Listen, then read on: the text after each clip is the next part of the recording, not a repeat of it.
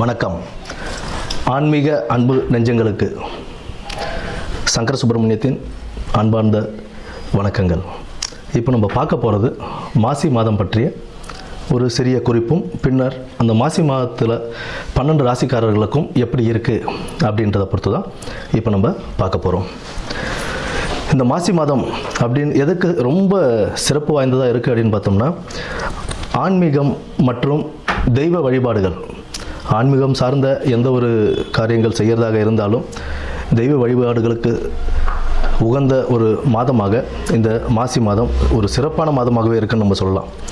இதில் முக்கியமாக என்ன அப்படின்னு பார்த்தோம்னா, விஷ்ணுபதி புண்ணிய காலம்னு சொல்லுவோம். விஷ்ணுபதி புண்ணிய காலம் அப்படின்றது மாசி 1ஆம் தேதி, அதாவது 13ஆம் தேதி மாசி மாத பிறப்பு அன்னைக்கு நமக்கு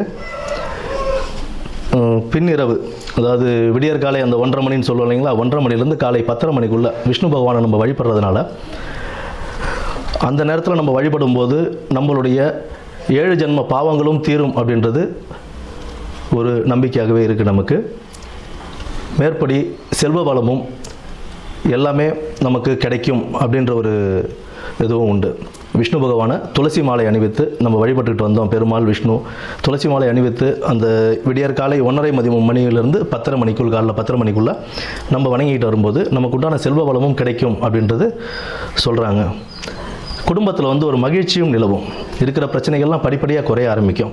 அதாவது இத்தனை வருடத்தில் நீங்கள் ஏகாதசி விரதம் இருந்திருப்பீங்க அப்படின்னா, அன்றைய தினத்துக்கு விஷ்ணுபதி புண்ணியகாலம் அப்படின்ற அந்த தினத்தில் நம்ம விஷ்ணுவை வழிபடும்போது எத்தனை ஏகாதசி, பல ஏகாதசிகள் விரதம் இருந்ததுடைய பலன் நமக்கு கிடைக்கும் அப்படின்றதும் சொல்கிறாங்க. அடுத்தது பார்த்தோம்னா, இந்த மாசி மாதத்திலேயே சிவராத்திரி, மகா சிவராத்திரின்னு சொல்லுவோம். மாசி மாதத்தில் வரக்கூடிய சிவராத்திரியை, அந்த சிவராத்திரி சிவபெருமானுக்கு உகந்த ஒரு தினமாக நம்ம அதை கொண்டாடிக்கிட்டு இருக்கோம், மகா சிவராத்திரியை. அடுத்து மாசி மகம், அம்பிகை ஜனிச்ச நாளாக அந்த மாசி மகத்தை நம்ம வணங்கிக்கிட்டு வரோம். அம்பிகைக்கு ரொம்ப உகந்த நாள் அந்த நாளில் தான் நமக்கு இந்த நீராட்டெல்லாம் செய்வாங்க.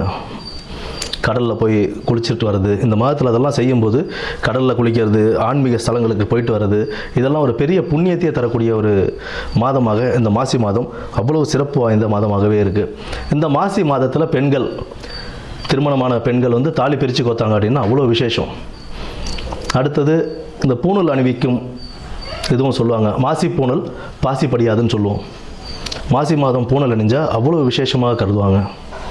புதுசாக பூணல் போடுறாங்க அப்படின்னா, யஜ்ஞோபவிதாரணம் செய்கிறாங்க அப்படின்னா, அதுக்கு மாசி மாதத்தை மேக்ஸிமம் ஆட்கள் மாசி மாதம் தான் தேர்ந்தெடுப்பாங்க. ஏன்னா அவ்வளோ விசேஷமான ஒரு மாதமாக இந்த மாசி மாதம் இருக்குது. அது மட்டும் இல்லாமல் புனித நீராடுதல், விரதங்கள், குலதெய்வ வழிபாடு, இதெல்லாம் நம்ம பண்ண இந்த மாதத்தில், இந்த மாதம் ஃபுல்லாகவே ஒரு சிறப்பான மாதம் தான். ஆன்மீகத்துக்கும் தெய்வ வழிபாடுக்கும் ரொம்ப ஒரு சிறப்பான ஒரு மாதமாகவே இந்த மாதம் அமையும். இனி வரப்போவது 12 ராசிகளுக்கு உண்டான பலன்களை என்னன்னு நம்ம பார்ப்போம். நன்றி. அஸ்வினி நட்சத்திரக்காரர்களுக்கு இந்த மாசி மாதம் எப்படி அமைய போகுது?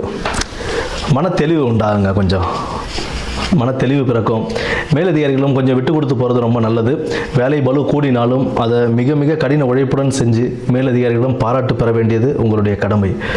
அந்த பாராட்டு தான் உங்களுக்கு அடுத்த ப்ரொமோஷனுக்கோ இல்லை வேலை பண உயர்வு, ஊதிய உயர்வு, தொழில் உயர்வில் உங்களை மேம்படுத்தி கொண்டு போவது அதுவாகத்தான் இருக்கும். அதனால் மேலதிகாரிகளிடம் அனுசரித்து போகணும். மிக மிக கடின உழைப்பு போட்டு அவர்களை பாராட்டு பெற வேண்டியது உங்களுடைய வேலையாக இருக்கும். உடல் ஆரோக்கியத்தில் மிக மிக கவனம் தேவை. பணியிடத்தில் சுமூகமாக செல்ல வேண்டியது மிக அவசியம். சக ஊழியர்களுடன் நட்பு வட்டாரம் வளர்த்து கொள்வது மிக முக்கியம். சக ஊழியர்களுக்கு தேவையான உதவிகளையும் செய்ய வேண்டும். அதையும் நீங்கள் பார்த்துக்கணும். கூடமாட இருந்து அப்படியே ஹெல்ப் பண்ணால் தான் உங்களுக்கு 4 பேர் ஹெல்ப் பண்ணுவாங்கன்றதுல நீங்கள் கண்டிப்பாக இதுவாக இருக்கணும். உடல் ஆரோக்கியத்தில் கவனம் தேவை. நேரம் தவறி சாப்பிடுவது உங்கள் உடல் ஆரோக்கியத்தை கெடுக்கக்கூடிய ஒரு சூழலை உண்டாக்கும். நேரம் தவறி சாப்பிட வேண்டாம். மருத்துவ ஆலோசனை, சிறு சிறு உபாதைகளுக்கு உடனே மருத்துவ ஆலோசனைகளை பெற்று உங்கள் உடல் நலனை பேணிக்கொள்வது மிக முக்கியம். பொதுவாக இந்த மாசி மாதம் சற்றே கவனத்துடன் செயல்படக்கூடிய ஒரு மாதமாக இந்த மாசி மாதம் உங்களுக்கு அமைகிறது. நன்றி, வணக்கம்.